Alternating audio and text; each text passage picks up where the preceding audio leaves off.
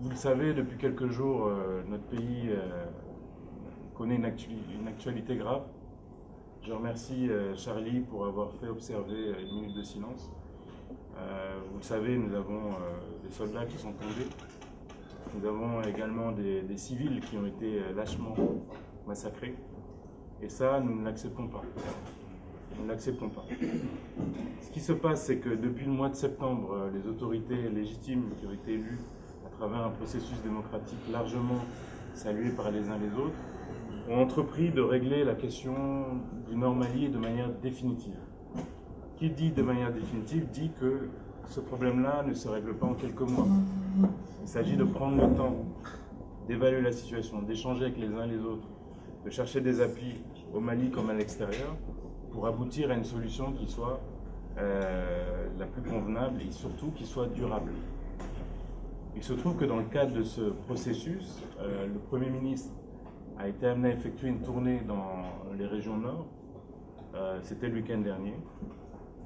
Il était prévu qu'il se rende à Tombouctou, à Gao et à Kidal pour contribuer à une réinstallation de l'administration, pour amener les services de base auprès de nos populations qui sont en droit légitime d'attendre cela de l'État.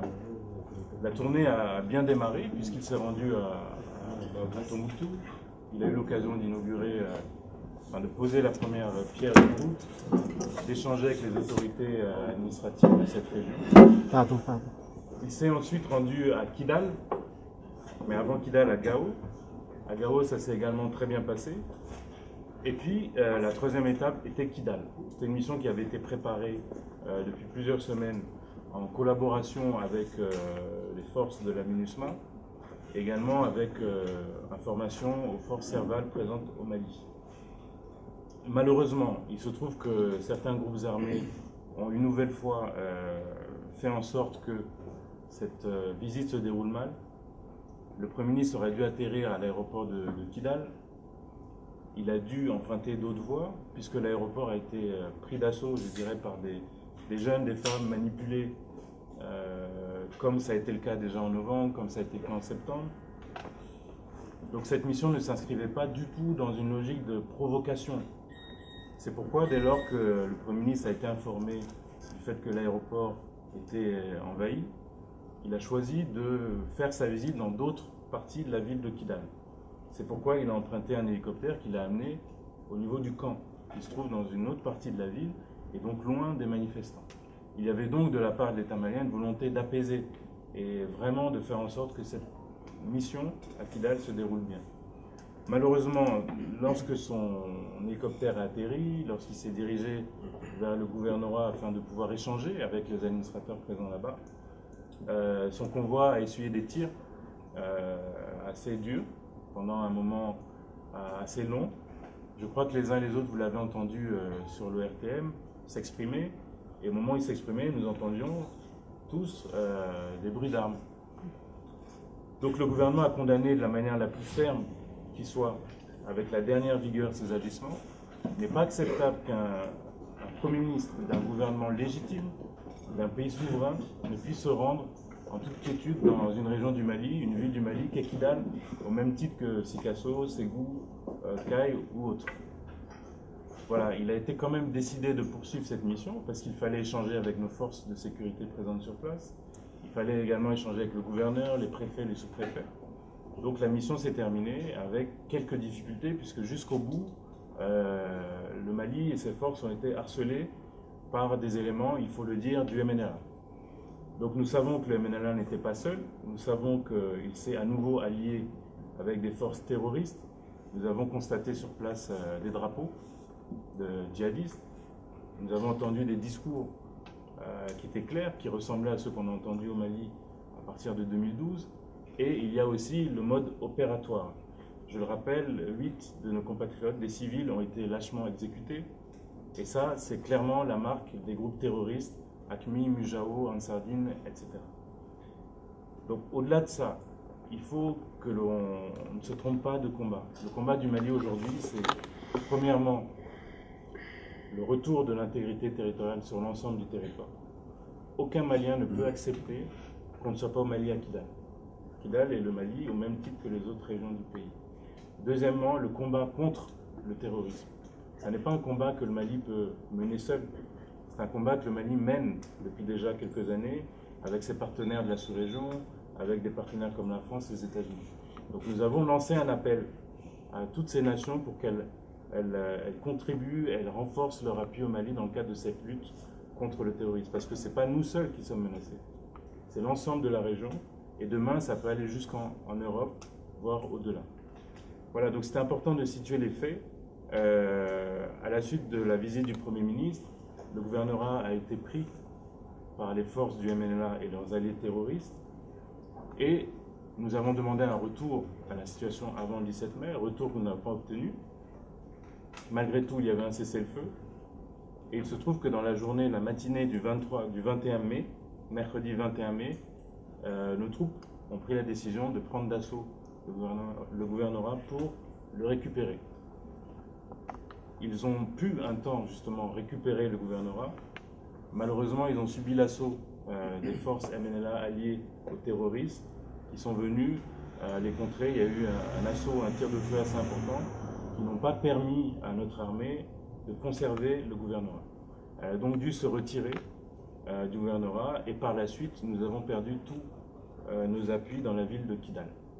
Donc c'est la situation sur le terrain. Aujourd'hui, Kidal n'est plus maîtrisée par les autorités maliennes. Nos soldats n'y sont plus.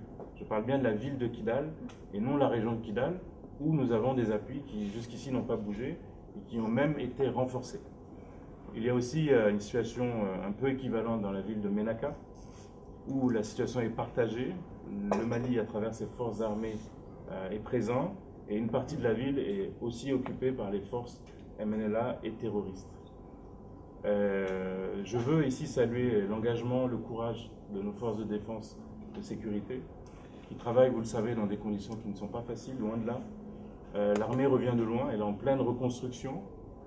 Il y a beaucoup d'efforts qui ont été consentis par l'État pour la mettre à niveau, la permettre d'assurer sa mission. Il est évident que ce travail n'est pas fini. Donc il faut aussi qu'on sache soutenir à un moment aussi difficile notre armée et que tout le Mali, comme un seul homme, soit debout derrière notre armée pour la soutenir. Après cette situation du 21 mai, donc, nous avons connu une accalmie. Le Mali a eu la visite du président Abdelaziz, président de la Mauritanie, également président en exercice de l'Union africaine, qui est venu proposer ses services. Services qui ont été acceptés par le chef de l'État, qui a accepté que le président Aziz aille à Kidal pour échanger avec les groupes armés. À la suite de cet échange, il a obtenu un cessez-le-feu. Je précise que le cessez-le-feu avait été déjà accepté par le Mali quelques jours avant. Et nous sommes heureux, nous avons salué l'initiative du président Aziz et le cessez-le-feu qu'il a pu obtenir. Malheureusement, nous constatons qu'une fois de plus, le cessez-le-feu n'est pas respecté par les groupes armés. Je veux parler des événements d'hier. Il y a eu des combats entre eux, semble-t-il, ce qui est une violation flagrante du cessez-le-feu qu'ils avaient signé la veille. Donc voilà le point de la situation, elle est suivie. Ce que le Mali souhaite aujourd'hui, c'est un retour à la situation d'avant le 17 mai, à savoir que le Mali reprenne possession du gouvernorat, qui est un symbole de l'État malien, et de ses positions qui étaient les siennes dans la ville de Kidal. Voilà, c'est la demande que nous faisons. Et également que ceux qui sont en face, notamment le MNLA, assument clairement qu'ils se dissocient des groupes terroristes. Aujourd'hui, il y a de nouveau une amalgamation, à nouveau un mélange entre le MNLA et ces groupes terroristes. On veut discuter, nous voulons le dialogue. Le dialogue est notre priorité, c'est l'option qui a été choisie par le chef de l'État depuis plusieurs mois, mais nous ne dialoguons pas avec n'importe qui. On ne dialogue pas avec des terroristes. Donc si ces gens-là veulent le dialogue, ils se dissocient clairement des terroristes. C'est ce que le Mali demande aujourd'hui. Je pense que certaines vérités, on doit se le dire. Il faut le dire. Pour la deuxième fois, notre pays est attaqué. Pour la deuxième fois, le territoire national est occupé en l'espace de 8 mois. Cette situation, le pays est en crise. C'est une crise, il faut le dire. Il faut rappeler et le redire. Un complot est ourdi contre le peuple malien. J'espère que les autorités ne sont pas impliquées. Et toutes les vérités, nous les dirons. Le peuple est endeuillé, la nation est en crise. Les populations du Nord sont meurtries. Il y a de la cacophonie au sommet de l'État. 30 morts, 20 morts. Il faut nous dire la vérité. 30 morts, 20 enfants envoyés à la boucherie. Personne ne démissionne. On ne tire pas l'élection politique. Cela est inadmissible. On ne peut pas l'accepter et on ne l'acceptera jamais. Le pays ne peut être conduit comme ça. 17 milliards pour un avion, 20 milliards. Qu'est-ce qui ne va pas au sommet de l'État malien? Il faut que ça s'arrête tout de suite et qu'on reprenne le bon droit, le bon chemin. Le peuple malien a honte. On a honte de se présenter en dehors. Cette situation est inadmissible et elle est inacceptable. Tantôt, il y a vos collègues au sein du gouvernement qui parlent que nos militaires, c'est-à-dire les positions de nos militaires sont intactes. Tantôt, ils parlent, nous sommes sous pression. Mais nous voulons vraiment savoir, à l'exception de Kidal, est-ce que les villes maliennes sont sous contrôle de l'autorité du Mali? Concrètement, aujourd'hui, il y a un vrai problème de communication au sein de toute la communauté malienne. Au niveau de l'État, je parle bien, j'entends bien. Maintenant, qu'est-ce que vous proposez? Je pense que la communauté, les membres de la communauté sont très actifs. Il y a les réseaux sociaux, il y a Twitter, il y a Internet, ce qui fait que tout ce que vous dites et tout ce que vous ne dites pas, forcément, nous le sachons. Nous le savons à un moment ou à un autre.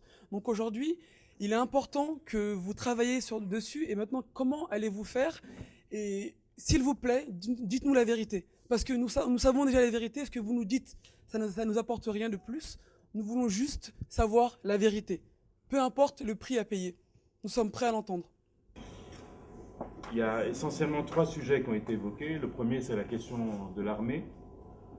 Le deuxième, c'est la question de la communication. Et le troisième, c'est la question des négociations avec les groupes, les terroristes, etc.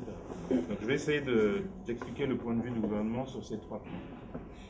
Bon, vous comprendrez que pour les questions militaires, il y a forcément une discrétion à avoir.